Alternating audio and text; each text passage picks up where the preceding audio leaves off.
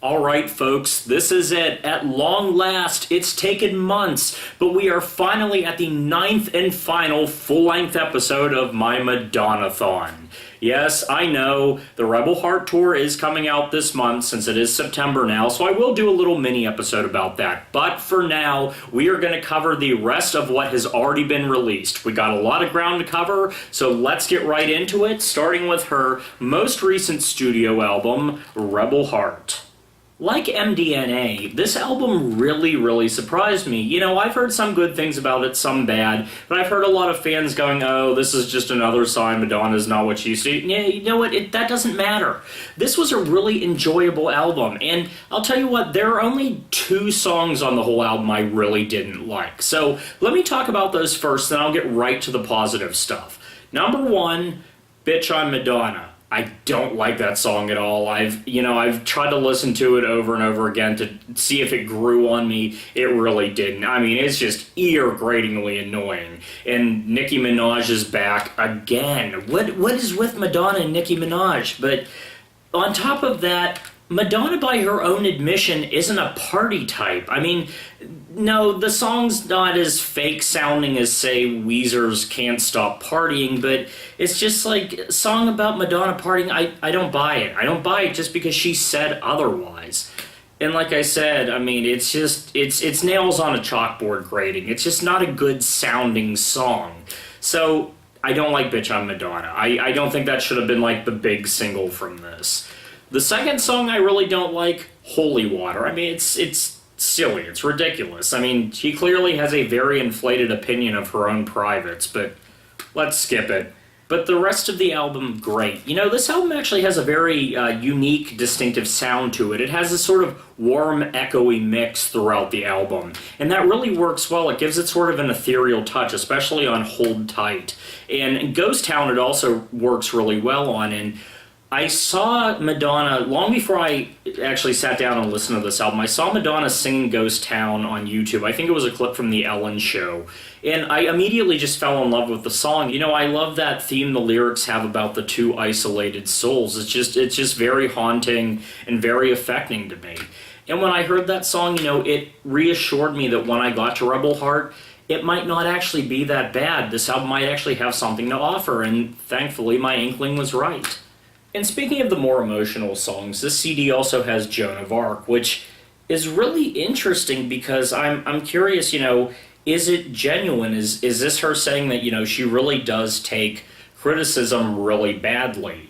And in that case, I feel so bad about all of these videos because I realize, you know, I haven't always been kind and I clearly don't want to cause Madonna any hard feelings if she actually sees these videos, which I highly doubt she would. But, you know, it's an interesting song. You know, I feel like we're seeing deeper into her psyche than we usually do, and it's very just raw and emotional. And, you know, if that really is the case, if she does take criticism badly, then all I can say is if someone's being nasty about you, you're fucking Madonna. Own it. You're the queen. Tell them who's boss. You've been a badass in so many parts of your life. You have stood your ground. Criticism doesn't matter. The millions of people that love you are the ones that do matter. Listen to them. Fuck everyone else. Alright, and just a couple other songs I want to point out here. We do have a couple of the now trademark heartbreak songs, and they're very polar opposites. I mean, one of them is very upbeat, very tough, very standing her ground, and that's Unapologetic Bitch. And the other one is more, you know, slow and raw and emotional, and that's Heartbreak City. So 2 sides of the same coin, really.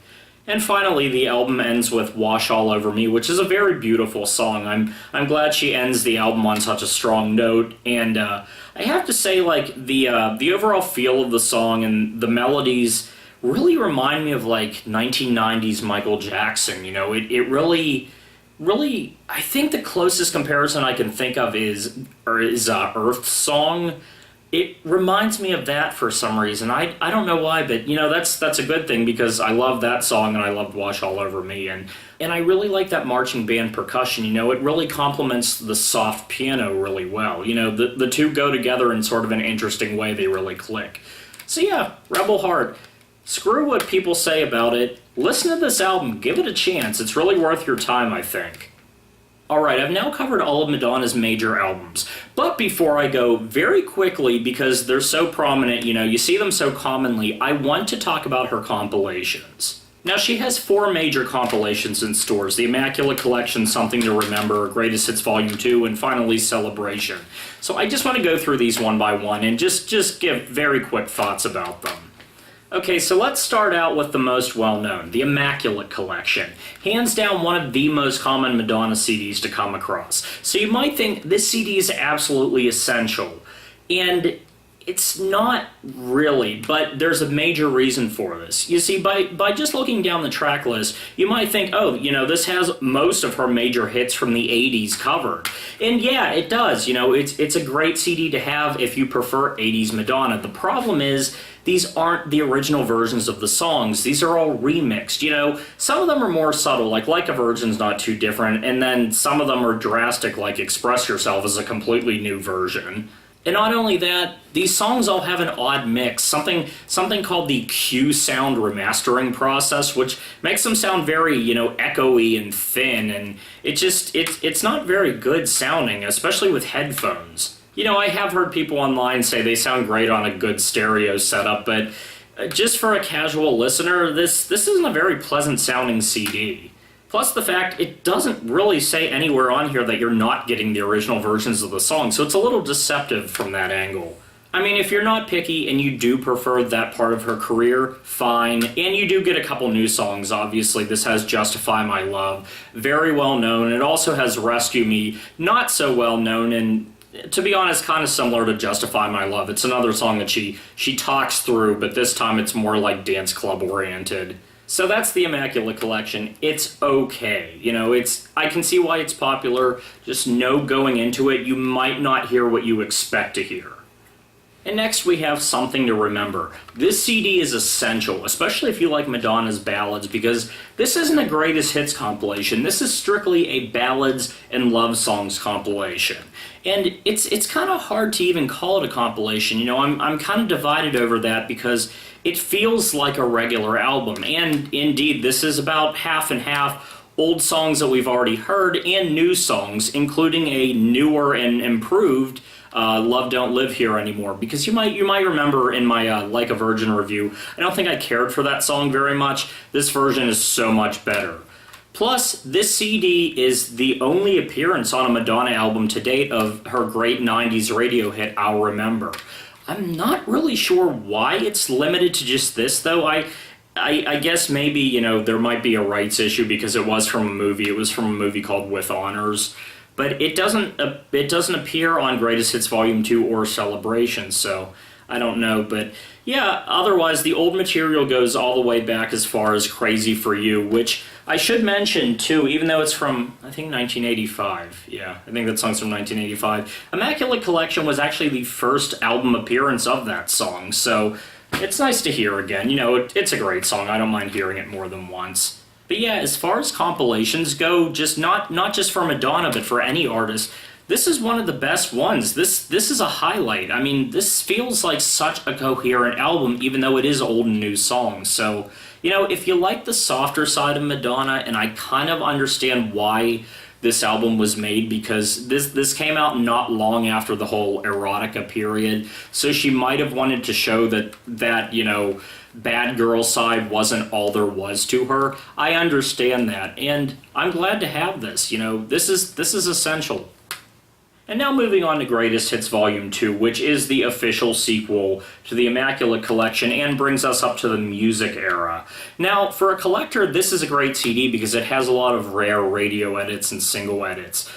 One thing I did notice about this is it feels like such a mishmash because, I mean, this covers the 90s into just the very beginning of the 2000s, but she changed styles so often. It seemed like, from erotica onwards, every single album was a different style, so the cohesion that the Immaculate Collection had, because her first 3 or 4 albums were fairly similar in style, that cohesion just isn't here. I mean, this really sounds all over the place, but it's a compilation, so you're gonna have that. That happens. The track list does get kind of jarring in places, though, like, you hear Don't Cry For Me, Argentina out of context, followed immediately by Bedtime Story. You know, it's a very odd lineup.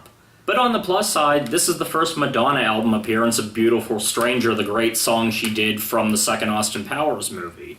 So yeah, you know, this CD's worth having, especially if you're like me and you prefer 90s Madonna more than any other time period. It's definitely worth having, and just because it covers a lot of different ground doesn't necessarily make it bad. It's still a very enjoyable CD and a lot of enjoyable songs. You know, a lot of these songs are the ones I identify most with Madonna because these are the ones I grew up with. So, yeah, it's worth having. Okay, and now on to her single most controversial compilation, Celebration. Now, I'm just going to say this right off the bat. If you're a beginner Madonna fan or just a casual fan who just wants to hear her hits, you know, if you're not a hardcore fan who knows every note of music she did inside and out, you're going to enjoy this. I mean, this has the songs you want to hear. Now the problem, a lot of hardcore fans severely dislike Celebration, and the reason is a lot of songs are just unnecessary, you know, strange edits where they tried to shorten songs that didn't need to be shortened. And from what I understand, the original release of this album had a lot of just bad edits where there were very jarring jumps in songs and parts stuck together that shouldn't have been. Thankfully, that changed with later releases. I don't know how to tell the later ones apart from the original release, just by looking at it. I mean, by listening to it. Like, for example, I think on the first release, Cherish had one line rendered just absolute nonsense because of a bad edit. My copy isn't like that. I actually have a later release where they went back and fixed some of the bad edits. Now, I mean, there are still some flaws, like the intro of Dress You Up is still missing the first, 3 seconds, and I don't know why, but other things like Die Another Day coming in, partway through the first beat, you know, that's fixed. And the odd jumbled editing they did to Erotica for some reason, that, I actually heard that version on YouTube. That was bad. That's fixed on here. Yeah, so this is a later pressing, but I mean, even though I've listened to everything she's put out at this point, I consider myself a casual fan. I don't know one version of a song from the other, really, so Celebration just didn't bother me that much. You know, like I said, you know, if I had bought the original version, you know, the original release where, you know, songs jumped all over the place and stuff, maybe I would have been more put off by it, but I didn't think it was that bad. I mean, if you're a hardcore fan, I understand what the problem is, but as a casual fan, it's fine. It's fine. And the two new songs, Revolver and Celebration, aren't too bad. And about the song Revolver, you know, the idea of comparing your sexuality to a gun, didn't Apollonia 6 cover that already? You know, wasn't there a song in Purple Rain about that? But yeah, Celebration, you either love it or you hate it. It seems like with fans there's no in-between, so. Alright, so that is all I've got. That is everything that's come out so far. I'm going to buy the Rebel Heart tour as soon as it comes out. If it's sold separately like the MDNA tour was, you know, I'll get the CD, I think, just the CD.